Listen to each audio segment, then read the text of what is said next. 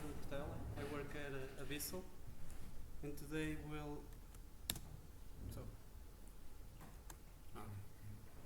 talk about a little adventure that we had at Abyssal, trying to do real-time desktop capture. We tried to do it with minimal performance impact because a bunch of stuff were running on the desktop. So why did we have to do this? Our clients that use our software, they have. I should probably show. Yeah.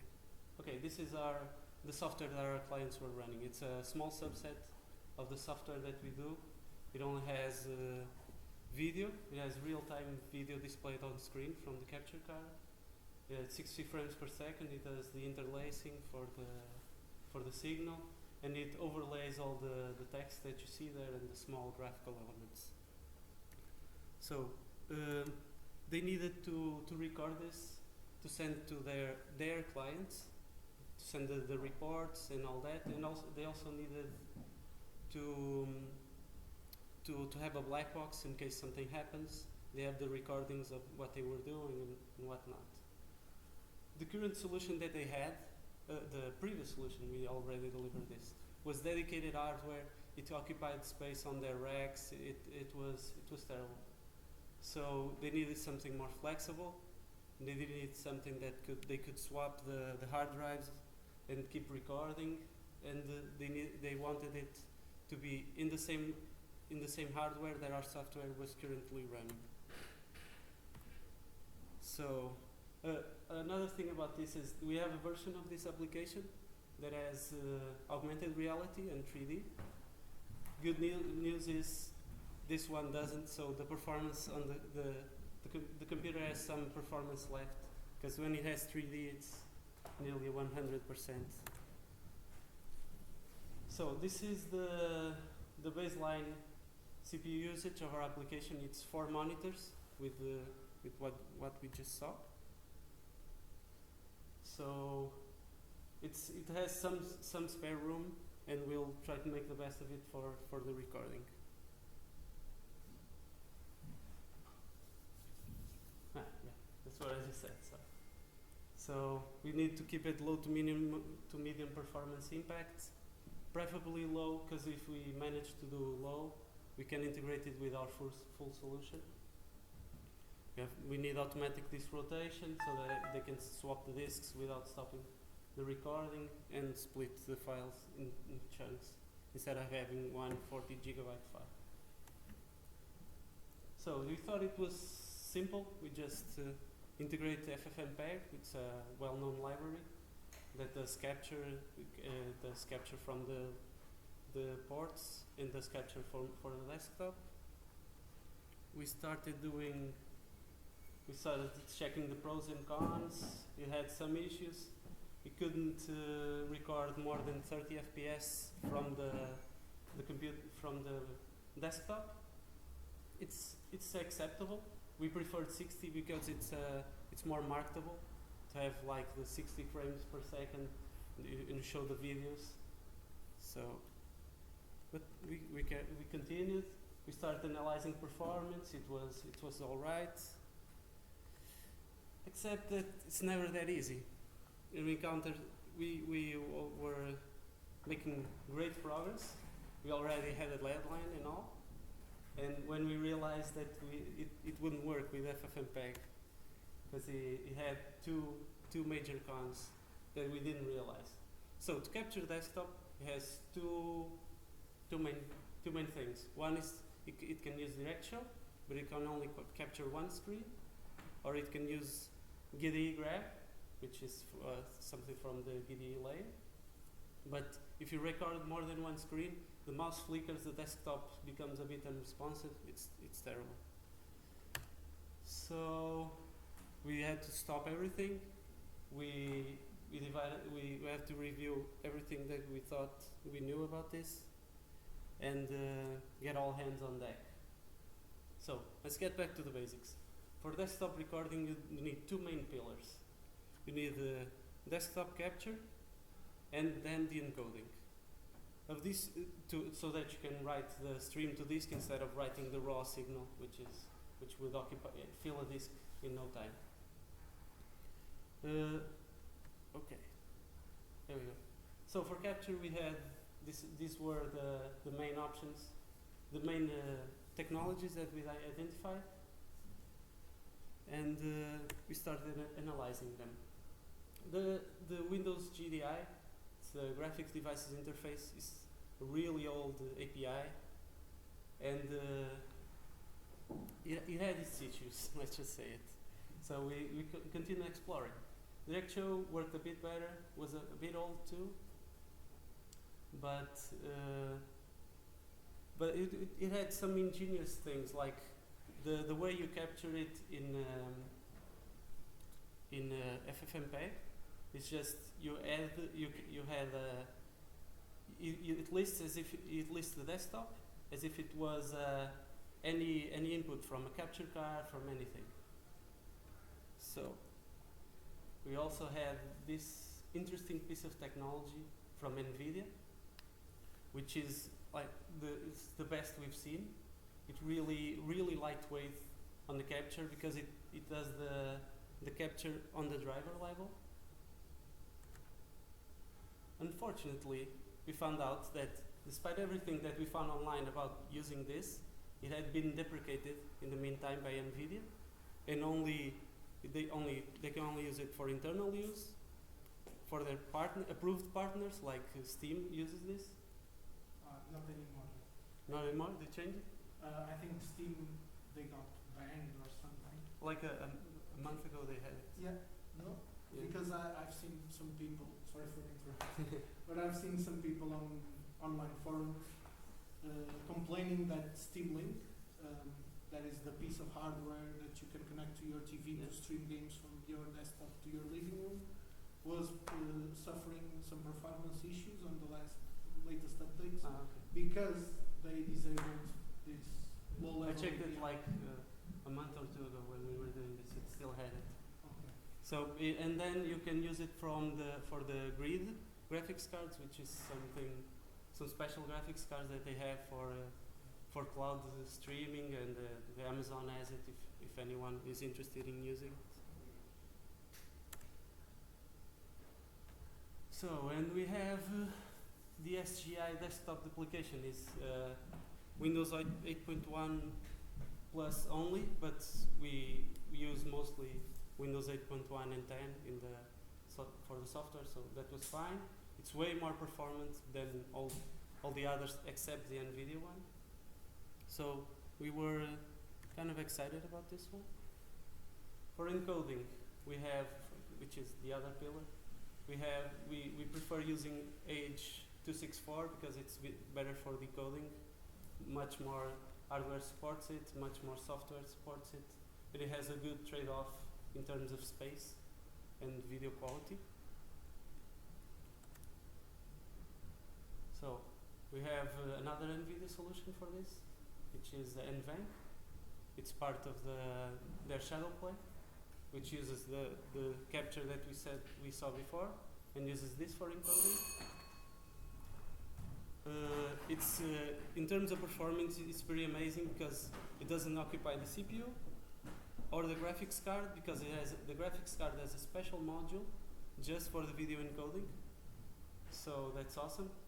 The problem is it is hard-coded only 2 streams at a time. We needed to record 4 monitors. If in case anyone wants to use this, if you have like the business line, the Quadros and Titans, they can use as many streams as you want, as long as the hardware can take it. This is probably a market decision or something from their sales department, because in terms of performance, the graphics card that we're using, they can handle more than 2 streams at full HD. This is just for NVIDIA cards?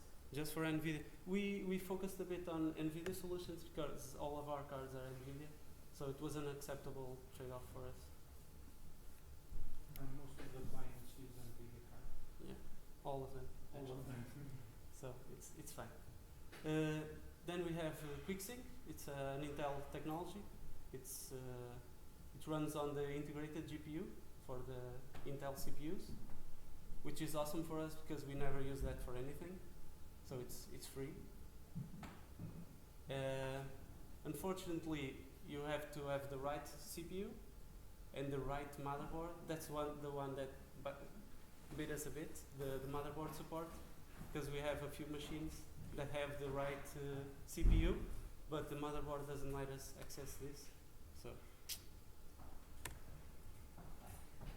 and then we have this is a well-known encoder. It's a software encoder. It uses a bit of CPU, at least, but it takes a few cores. It's very well done, but it's software encoder. It can take its toll.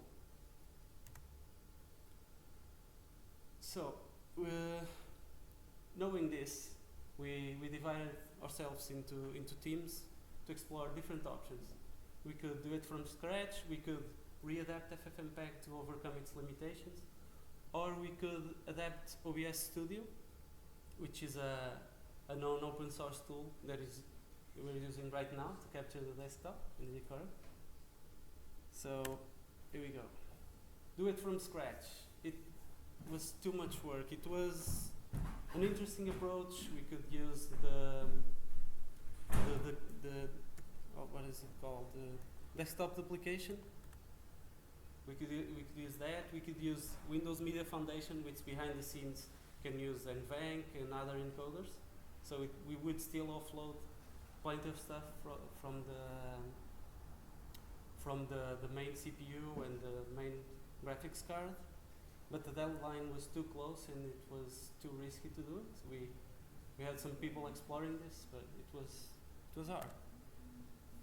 FFmpeg was, I don't know, probably even worse than doing it from scratch, because it's a really big library, and even compiling it was troublesome. We tried two different things. We tried to adapt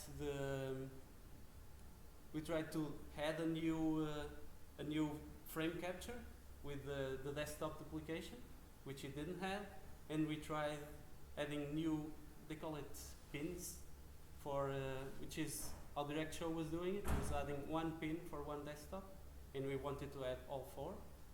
But even that was really troublesome. Fortunately, OBS Studio wasn't as bad as that, and it worked great as a desktop application. If anyone has used it before, it's pretty good. It has out-of-the-box support for most encoders. It uses desktop duplication, the XGI desktop duplication on Windows 8. If you're using Windows 8.1 plus, if you're using Linux, it uses something else. It's pretty complete. It has multi-platform support and all that. So we had what we needed and more. And another thing, OBS Studio is relatively recent. Before that there was OBS, and OBS Studio is a rewrite to separate the library part from the UI layer, which is also great news for us. Because before OBS was just for Windows, right? I'm not sure. I think so. Yeah, with OBS Studio they opened it for Mac. Yeah, and then did a major rewrite and separate. I didn't actually check the OBS code, but from their documentation, they said that it was completely coupled, the UI and the back end. That's why they did, one of the reasons why they did the rewrite.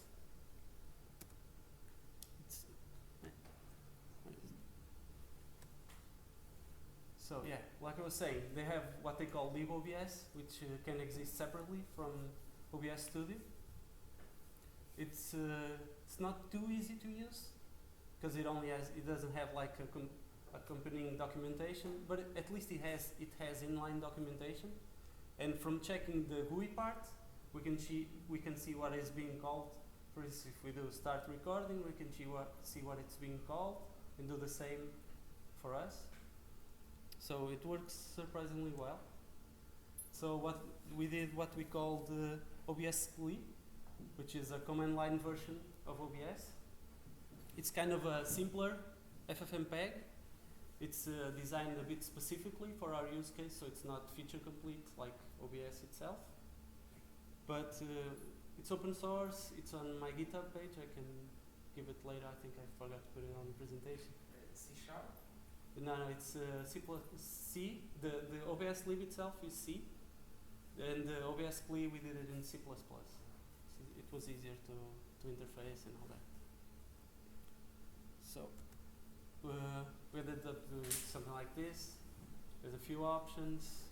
We can list what monitors are available, what encoders the system have, because not all computers have the same encoders available. Outputs. I'll probably. Here we go. So this is how we call it usually. You have you can do obviously. You say which monitor you want. You can enable or disable audio. Choose the encoder. In this case, it's quick sync.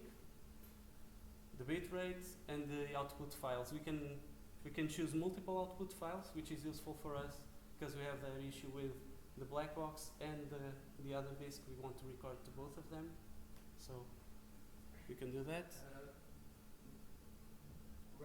Can you also specify multiple monitors? Because you said you want to capture.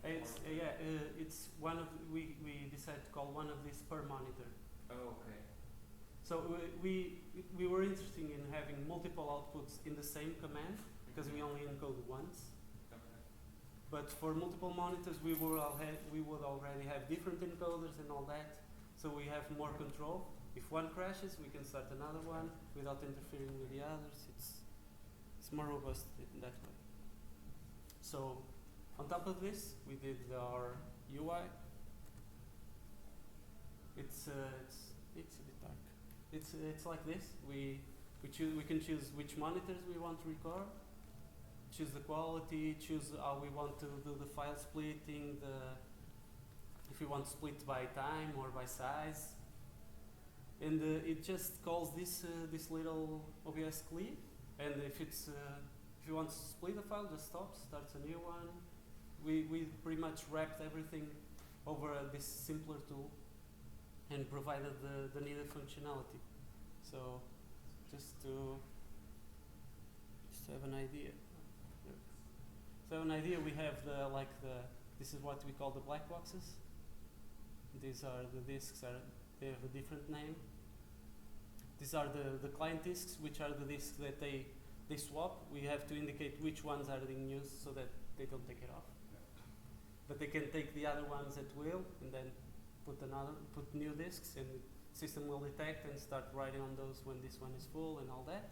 The black boxes themselves are more like fixed disks. They have like 3, 4 or whatever disks, and it fills the first, fills the second, third, fourth, clears the first, starts writing there, so it's like a log that you clear after a while. Exactly. More or less like a rotating. But they call it black Yeah. box for some reason. They call it black box. It's not a perfect black box because you can choose. They have options here if they want to record to the black box or not. A real black box would always be recorded. Yeah. Right. But okay. So another thing that we did is, if you remember, we had some limitations in terms of NVENC and quick sync and all that. So what we do is we always prefer NVENC for the streams. If you're recording only two screens, it will be using NVENC. The third screen, it will detect if you have quick sync and prefer that. If not, it will fall back to X264. And we have acceptable performance with this. NVENC is nearly flawless. It takes almost nothing in terms of performance. And we can, in 2x264, it's just barely, it's like on the 100% on the machine, so it still works. They can still use the computer and be recording 4 monitors at the same time. With four monitors. And if you have NVENC and quick sync, it's a bit better. Quick sync takes a bit more CPU than NVENC, but it's still pretty great. But if you use two monitors for event and two monitors with QC. It's almost not detectable. Yeah, yeah. It's pretty great. Because those. So I have here the performance. So we have the three applications of the ones that we saw before, and one with the controls, which is this one. We have this. So the 4 monitors occupied, with the 3 kind of heavy applications and 1 lightweight. And this is the baseline again. In terms of CPU, it's quite alright. Have GPU load. We turn on 2 NVENCs, and you can see that you barely notice GPU load. It's probably almost I don't know, 12%, less 8% difference. The CPU is a 9% difference. It's barely noticeable, NVENC. It's pretty great. And then the machine I did this performance test on didn't have QuickSync because of that motherboard issue I mentioned. So here we go with 2 X264 encoding. It's right up there. It's barely. If you had to do anything else, it wouldn't work. So, but it works according to the specifications. We know that if you want to put this in the full system, we'll probably have to limit it a little bit. Maybe only record 2 screens, depending on if they have QuickSync or not. But it was a pretty good result. We delivered on time somehow, and that was it. Oh, another thing that I wanted to mention is when we were doing this research in the old days, we usually just did research. We talked to each other, and then okay, that's it. This is what we're gonna do, and then you can't go back and revisit all the decisions you made and rethink things. So this from I don't know, half a year back to now, we started doing documentation. If you have a task to do some research, the person that is going to approve the task has to see the documentation. You can just tell him what happened. So it's and it helped a lot in this presentation because I forgot things. So I think that's pretty much it. If anyone has any questions.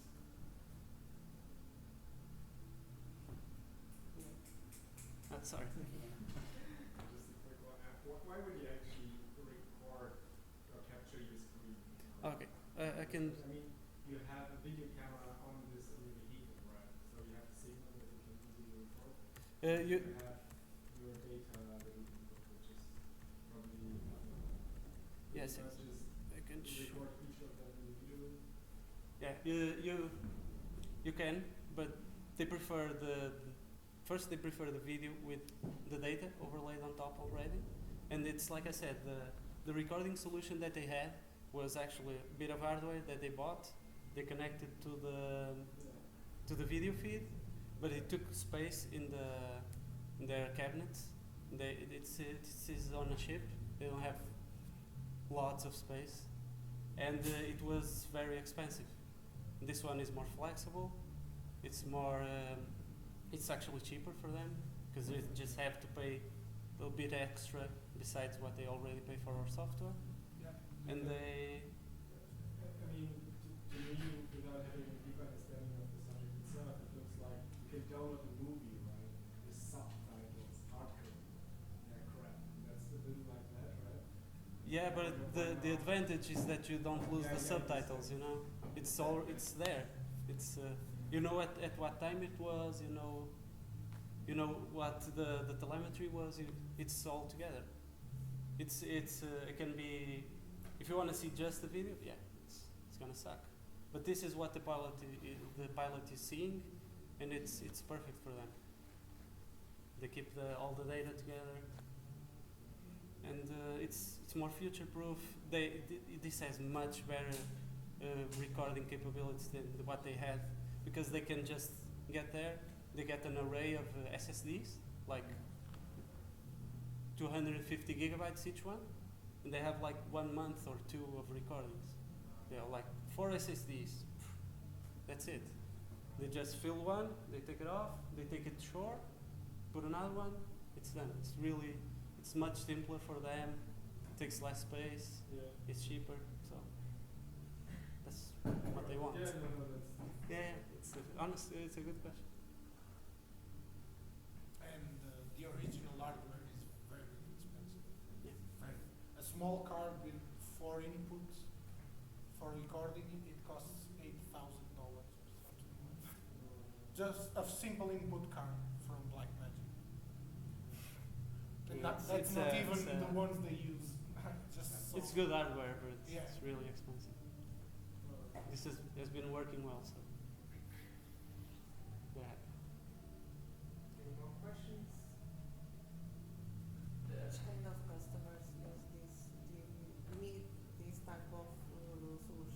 They're oil and gas workers. They have they have well, I can explain a little bit.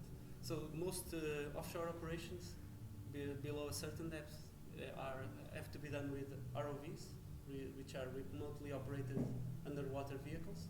It's like a big thing, like a small van with a cable that goes up to the ship, and they pilot it from the ship with a video camera, and everything that they do down there has to be done with that. You can send people down there because it's really dangerous and you die, which is that. So this is what they do. They pilot it using the video. They have some kind of little arms on that robot, and they put this there, and they follow. For instance, if it's a big part, it's going down from the ship. The ship has really good control of where it is, and the actual crane. But besides oil and gas, you can also adapt this kind of solution to other. Yeah, we can do this for pretty much anyone. For We- instance, we- for medicines, for while they are doing some of The that. operations? Yeah, I don't know. if they need to. Just Yeah, I guess so. We're focused mostly on underwater operations, but we have one customer that used this in a science vessel for research. They even asked us some special things, new data points that they needed on screen for the readings that they have for their sciencey instruments. So we did that. We're focused mostly on oil and gas because it's yes. hard to get They asked for it. yeah. We were working with them for this overlay, and they asked for it, and they're the ones that can pay us. So we need to eat at the end of the month. We're thinking about expanding, but we have to start somewhere. Okay. Yeah, we actually have a version of this, like I said before, that has augmented reality, and we have just 3D, which they use to pilot and have much better spatial awareness of where they are to avoid accidents and all that. Because the pilots they're unbelievable. Most of the time they pilot it just looking at. You see here, it's like 5 meters visibility. They have the lights on. It's 5 meters visibility. If the water gets a bit more dirty, you don't see nothing. And sometimes they have like 1 kilometer per 1 kilometer field full of this stuff, and they find where things are. And I don't know how they did it before our software, so. But they did it, and now it's easier and safer for them. Any more questions?